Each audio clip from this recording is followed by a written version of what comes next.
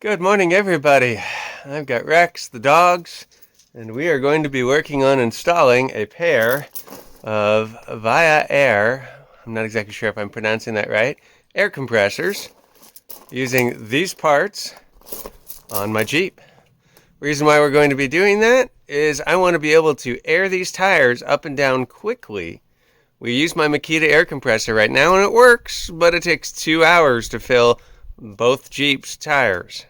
8 tires, 2 hours. That's not good. So what we end up often doing when we're four-wheeling is, well, we don't air up and we don't air down. That's not good for tires. We're going to fix that today. In addition to the compressors, I bought this MorrFlate kit. You can see here it has a quick disconnect right here. And here's something you probably didn't know about MorrFlate.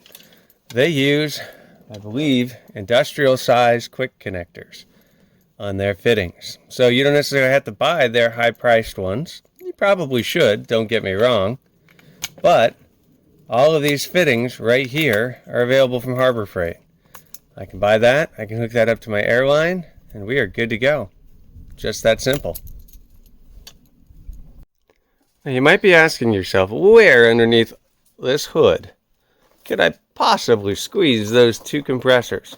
Now, one place that some people try to squeeze them is down here in this spot, which is called the ABS tray. And they're a little big for that. But what I've figured out, and what I've already fabricated a bracket for, is if I move these horns, and I get rid of this windshield washer fluid, and I replace it with an aftermarket one, I get all of this real estate, and I can stagger the air compressors right here. 10 mil and 13 mil bolts. Of course it's going to come out quick because I already removed everything the other day in order to do some test fitting and making brackets. So don't mind me while I unscrew a few things here and grab a 13 mil wrench.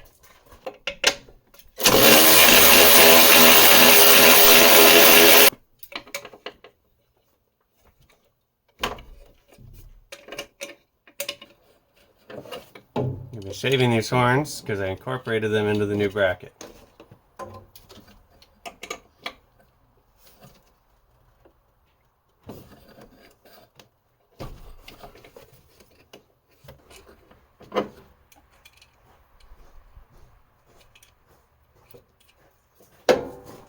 One last bolt to go. And the windshield wiper fluid container should come out. And there's the electrical plug for it. We will remove that. Drop a few things on the ground. And we will... Why is it that I always have the hardest time with connectors? There it goes. Alright, I'm going to set that aside for right now. The new one is going to go right down in there. Looks like we're not done building brackets. This is what holds that up in the back, and there's nowhere to screw that in back here. So what we're going to do is make a L-shaped bracket, super simple, right off of that bolt right there that comes straight up. That'll bolt to it, and the windshield wiper will float right on there and be perfect.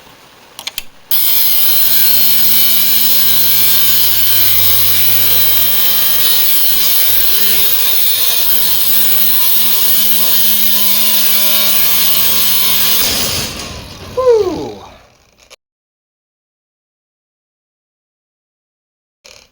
Yeah, that hurt.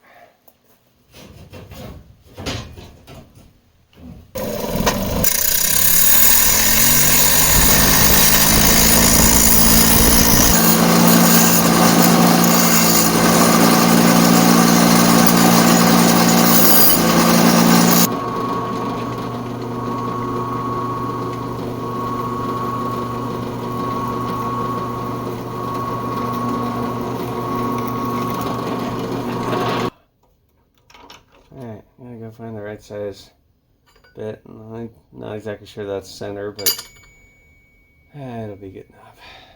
So here's what we got. We got a 13 millimeter bolt. 13 millimeter bolt is an 13 millimeter head is an 8 millimeter bolt. So if we look at this little chart, it's going to show you some millimeters on here. And, well, hopefully you can see it because I can't read it. So I am going to have to go get some glasses or something that'll let me focus. 9 millimeter, 8, 7, 8, 3, 7, 9. 21/64. That's what we're going to go with. 8.3 millimeters.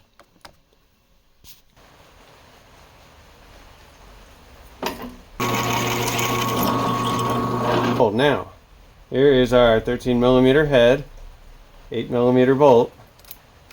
Fits perfectly, and it's got a little loosey-goosey, which is just what I like, so we're not fighting to get it through. Find ourselves a nice 90-degree bend in this little guy that I built. And you know what? We've got enough room to throw another one of these in there so we do not have to squish down that far.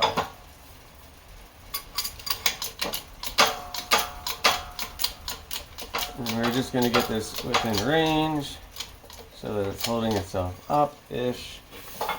And I can look and see where we're at. And I actually think I can live with that. What I can't live with is nowhere close to being square.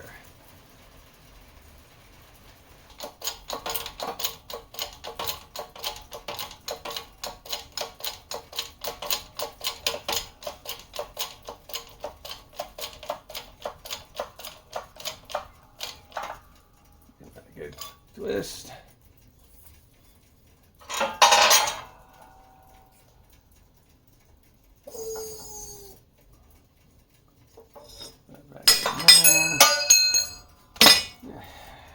Look at that. Yeah, that's terrible. We are all over the place there. Oh, nowhere close to that. And we can smack that straight and maybe do it again. All right, straightened it ish out. A little redo. We will fix this. Make this better. You got to get this one straight, and I know where it wasn't.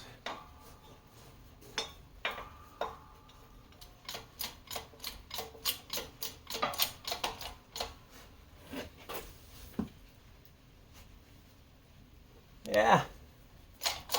Let's see what happens.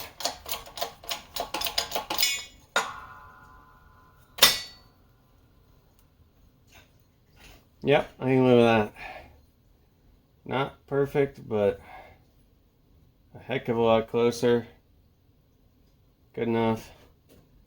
Good enough for me. I'm going to hit that with a hammer once or twice and make it a true 90. I think it should work. Okay, so basically this is going to go in there with that on it. And if I could only see where that bolt hole is, all of which is complicated by the fact that, well, the camera is right where I need to put my head. You guys are going to have to help me out here because I can't see. Let's take a look at the camera screen. Alright, so this now needs to get mounted somewhere in here, basically, in order to hold the water bottle. Actually, I think it needs to be mounted like that. We'll figure that out here together. So yeah, it looks like the bracket right there, flush with the top right there. Anchor that little puppy in there, and it's going to hit all of these little brackets. So we may flip that little guy around so it doesn't hit this. Just mount it out here somewhere. I really like it tucked in there. I guess we could rotate it just a smudge. Yeah. We'll just rotate it a little bit and then it clears this better. Okay.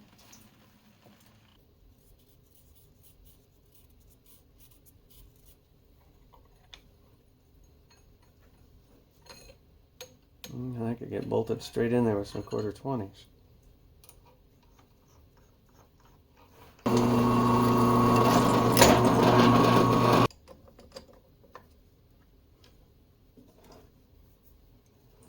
Anywhere in this black area, we should be pretty good. And we should probably give ourselves a little bit of a margin of error in case we need to adjust.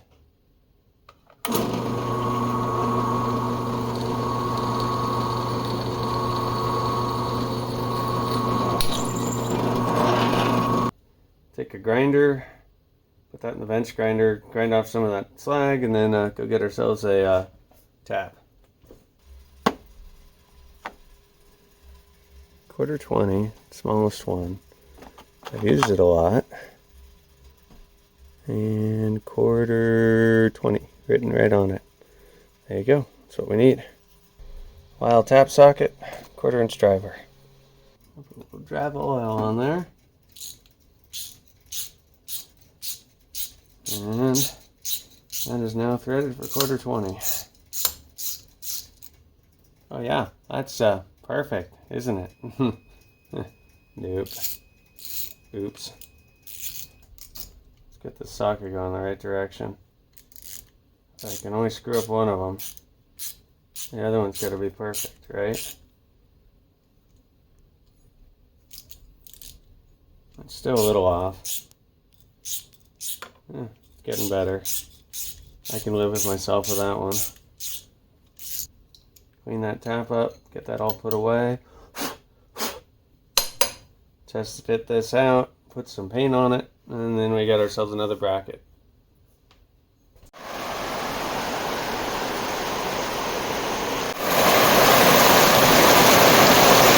Well, I came out here to install this bracket and finish my windshield wiper sprayer, but I think at the moment I don't need a windshield wiper sprayer. I think you're going to have to forgive the bad audio, but it's a little wet. I want to have the electrical hooked up as well as the line, the water line. So I think now is the time to sort that out. My biggest concern about doing any of this is just flat out screwing up some wiring. Alright, I'm liking right about here. I'm going to cut that. That is essentially just going to plumb straight into here. Perfect. And I'm going to need to unspool this mess. Alright, work the harness back to here. I'm pretty positive that's negative. We'll determine that in a second. Pretty positive that's positive. I need to attach that to there. I think what I'm going to do is try to depin this terminal. So I have here a series of depinning tools. If you find the right magic one and you don't end up stabbing yourself,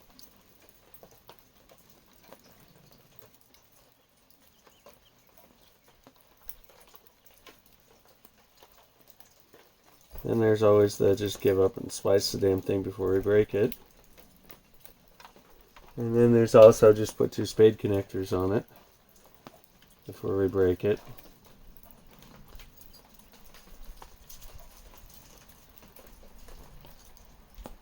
It seems just a little too big. Let's see if we can find one that's just a little less, you know, maybe like this one here that I used before and broke.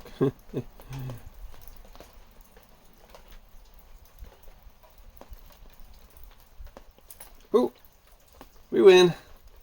Found it. Okay, so let's get that one situated before we lose which one's negative and which one's positive. And let's also get an electrical meter on this and make sure we're in the right spot. And then we're going to pull that thing apart.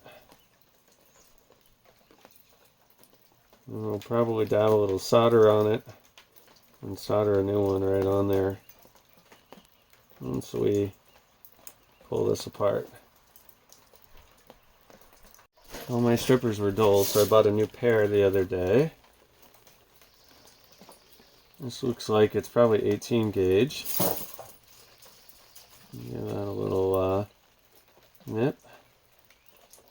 Get the strip well. Ooh, snazzy. They work. Alright.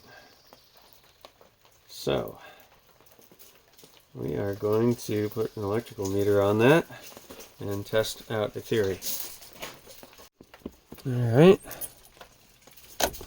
We're going to put a little Jeep power on here. And now we should have, when we pull that back, oh, that had to go flying. Okay. Okay. All you have to do is stay right there. On DC. Okay. There we go. That's the voltage I was looking for. Perfect.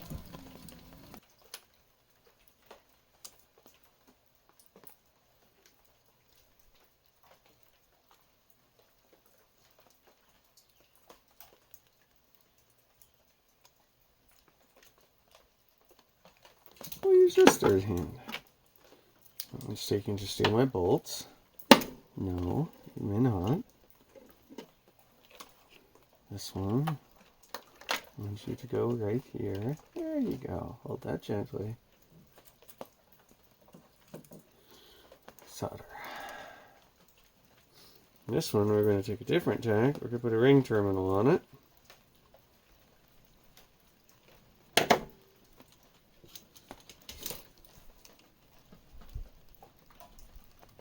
We don't need to go to the same factory ground location, as far as I can tell.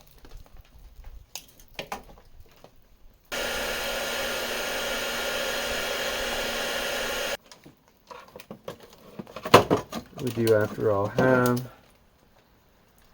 Let's get a longer down here, and that's going to hold that, and that's going to get looped onto that. And we're going to try to find the hole.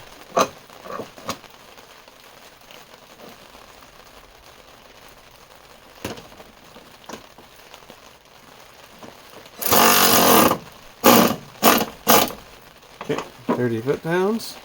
Okay, we're going to transfer the juice over from the other one, but we're going to do this the theoretically smart way and try to pour it into a coffee filter, so any big chunks that happen to be, I already found a couple chunks. Alright, got all the wire shoved back into the harness. Gonna get some tape here, and I've been slowly, just a few drops at a time. At this rate, I may have achieved nuclear fusion and world peace by the time this gets done. Let's tape this up while we're waiting for the next geologic epoch. You know, a lot of people told me I should use Tessa tape on this, but Tessa tape leaves a giant sticky mess in my mind. This is Super 88. This or Super 33 from Scotch. Real electrical tape, in my mind, is the bee's knees and the ways to go. So you can do whatever you want to do. It's your car, but in my car, I'm doing it my way. So that's where we are. Oh, let's see if we can make this a good mess.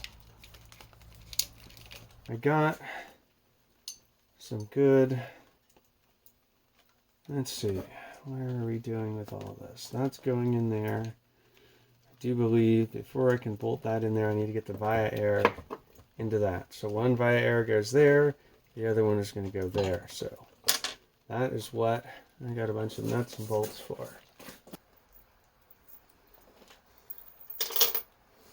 Okay, I ordered a bunch of bolts from Amazon because I did not like all the stuff I could get in town. These are too short, which is why I ordered a kit. When I went into town, they were charging me about $1 for one of these. I could order kits with dozens of these for a couple bucks, well, 12 bucks on Amazon. I probably spent as much money on Amazon, but I ended up with 4 times as many Chinese bolts. Not that any of the stuff I was buying at the local store was American. Another reason why I'm glad I got a kit is because that first size I just tried was the size that I thought it was. And it did not fit. If I had ordered or gone into town and spent that money, I would have been in trouble because, well, I would have had the wrong size, and then I would have been running laps. And running laps is not fun. And that is not going to work really well. It'll work enough. Alright, how do I want to work this around? This is where it'd be great to have a shop. But, you know, it's over there. We're working on it. Maybe by this winter. Maybe. Maybe we're going to be building some fantastic things. All I can hope for. A bunch of really cool tools. All sorts of fun stuff. Okay. I thought this came with a Allen key. I'm just about ready to bail over to it because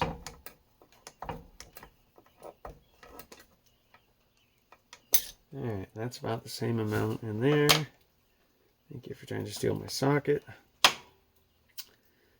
Alright, I'm gonna get that bracket bolted onto there, and so forth and so on. I'll be back in a second. Alright, that one is securely bolted. This one is up and ready to go.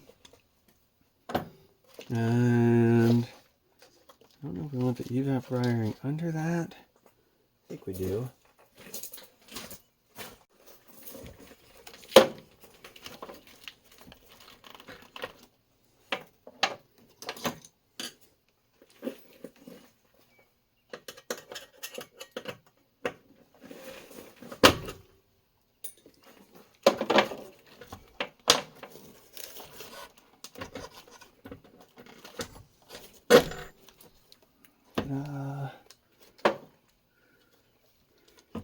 Yep, there's a hole back there for that. That one too short. Or is it just going to be long enough?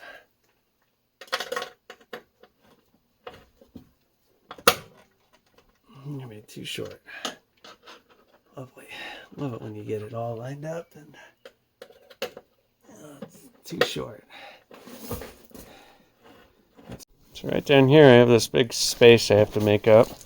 I have these 3 computer feet I drilled holes in, cut the ends off, those little snaps in, made washers, and I'm going to install those.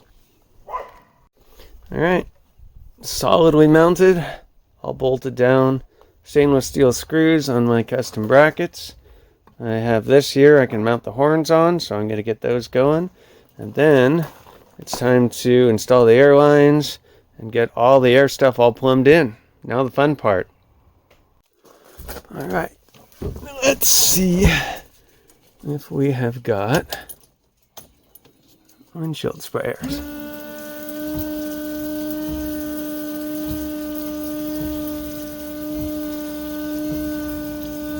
Oh, guess what? The answer is yes, we do, but it helps with the hoods down. So, sprayers are working. That's good. We'll give those a proper test here in a bit. And Houston, we have a problem. That does not thread in there.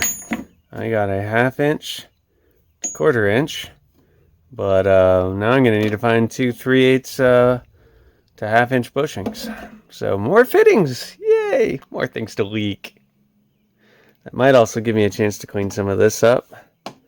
Not very happy with how this would route, because basically this, well, I'm hoping I can find a 1/2 inch to 3/8 Y coupling that can go there, and I can lob that off, and then I can get both of these to end up in an equidistant location, which is hard because they're staggered. But maybe. I don't know. Time to order parts. Resume this in a week or two when Amazon gets here. Alright, got a bunch of stuff in. 2 relays wired up. These are both 40 amp. Wiring's all just sort of kind of rough right now. Just gonna functionally test everything. Okay, there's my trigger wire for the relay over there. So if I touch this to the post, then we have air compressors. I love it when my wiring works perfectly. Alright, now that I know everything is working, I'm going to get everything cleaned up in wire loom all the way back over to the battery and then decide what we're going to do with the switch. Do I run it into the cab for now, or do I just run it over by the battery? I think we're going all the way in the cab. So I think I finally got all the wiring done. Well, I haven't got all the wiring done, but I've got enough wiring done that I can trigger it with this. I've got to run that into the cab for a switch, but I wanted to do a functional test before I put the switch in. So this is the MorrFlate system right here. So this is the MorrFlate system right here. And it basically has a series of hoses. And I'm going to run around to each of the tires. And just snap them in and plug them in just like that. I'm going to throw that one underneath the Jeep. Jessica's trying to keep up with me here.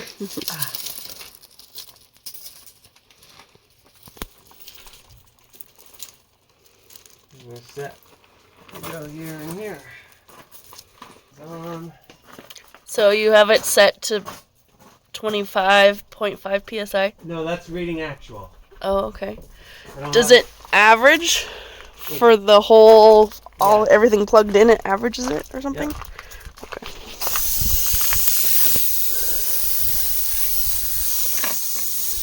Uh-oh.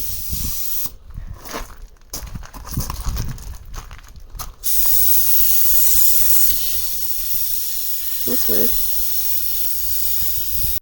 Alright, a lot of playing around. I finally got it to work. I just wasn't pushing it in and seating it all the way. So that was a problem. We are at 23.1 psi for all of them. And if you pull this, we start deflating. And that deflates all the tires at once. And that got me down to 22. So Jessica had a good question too about how do we know all four tires are the same, and it's basically because they were all plumbed together. So there is no individuality for tires in this particular case. All four tires are at 19 psi at the moment. And when we pull that up, it just starts letting everything out.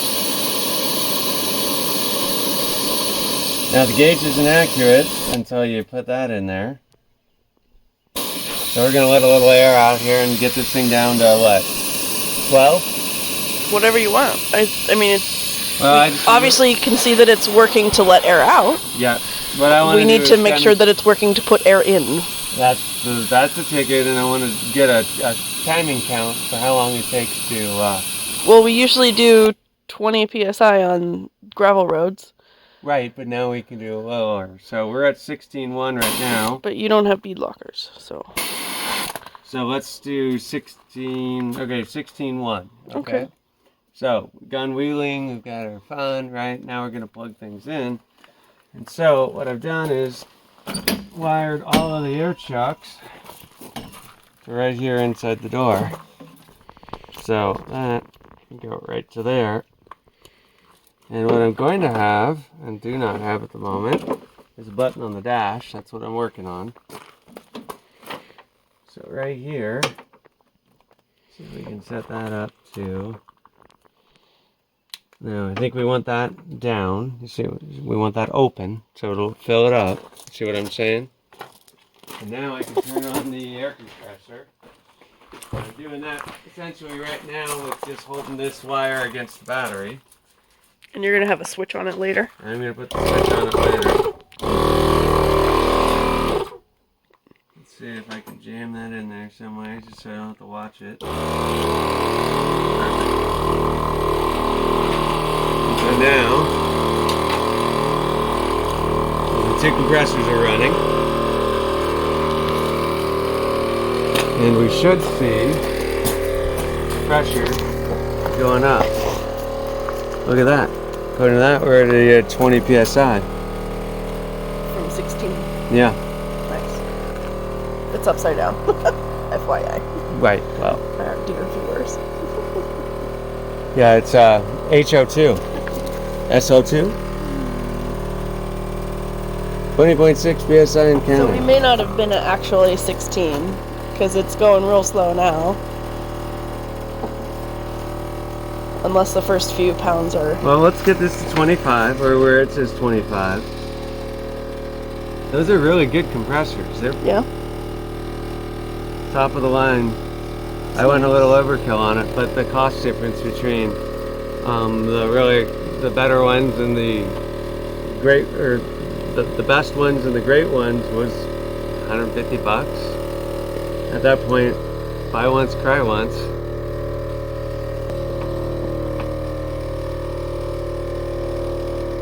One of these days I'd like to find a switch too that I can rig up, that I can dial the pressure in and it'll automatically turn off. That would be really nice. Now the other nice thing about those compressors is they have a 100% duty cycle. Alright. 25? Yeah. 25.1. 25. Now it says 23. Now it says 23. Okay. Yeah. So including that makes sense. What it was pushing into the system. You go 2 above on the gauge. Possibly. So we'll take it up to 27, or we'll see if it starts counting. Yeah, it's back at 25 now. That's weird. What's that? It popped up to 25 again. So we'll go to 27 on the gauge. Okay.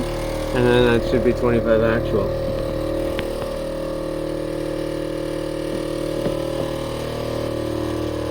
And the nice thing is all 4 tires are balanced. Same pressure. Exactly. Yeah.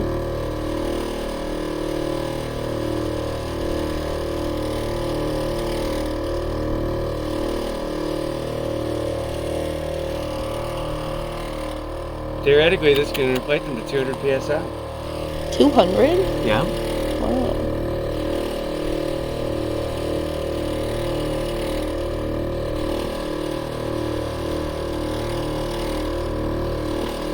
$26.9. Let me win. 27. 27.1. When was what? 27.2. So when was the... Got it. What did it fall down So to? 25.6. Okay, well, that's close enough for me. I like it. What do you think? Yeah, I'm So one definitely thing you saving gotta some remember time. to do is close the valve. And then that just disconnects. Now there's I put these on both sides of the Jeep. Oh, that's nice.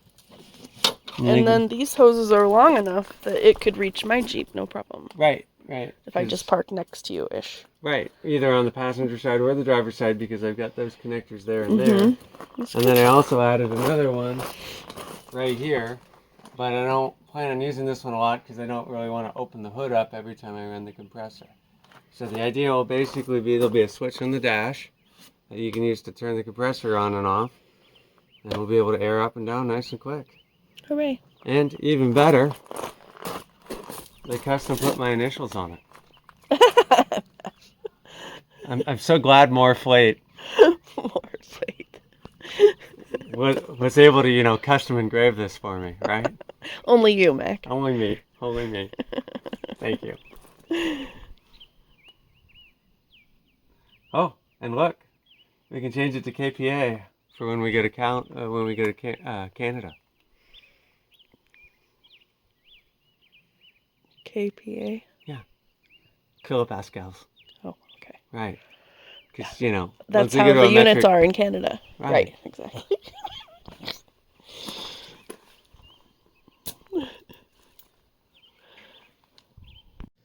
Alright, got to take a couple screws out. Get this section of the dash out. I'm going to put that air compressor switch right here. Got most of the wiring already prepped, so it shouldn't be too hard. but I don't know if I want to use the prepped wiring because it already goes back to an existing relay panel, or just run a clean wire. 4 screws, get all the switches out. Everything's already starting to trigger.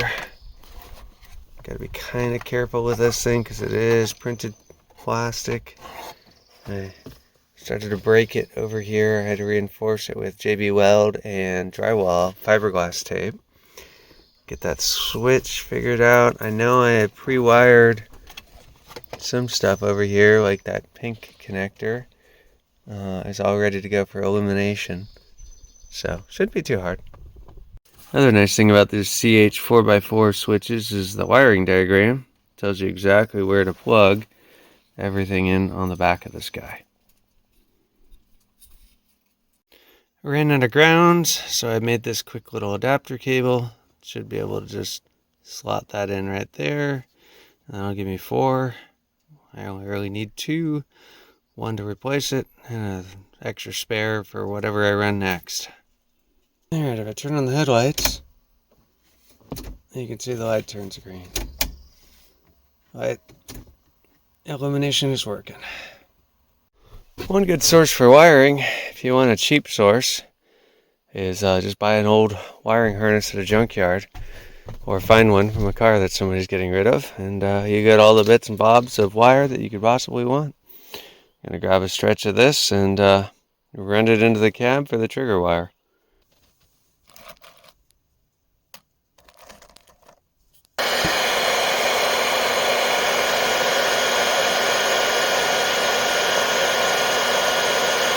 Got that splice all tucked up inside the loom. I'll get that all taped up and won't hardly notice it.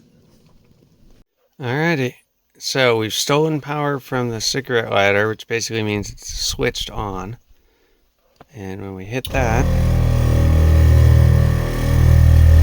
we have air compressor. So we're all set. Magic mirror agrees with us. All wired up. Let's get all this stuff shoved all the way back in there, and we're done.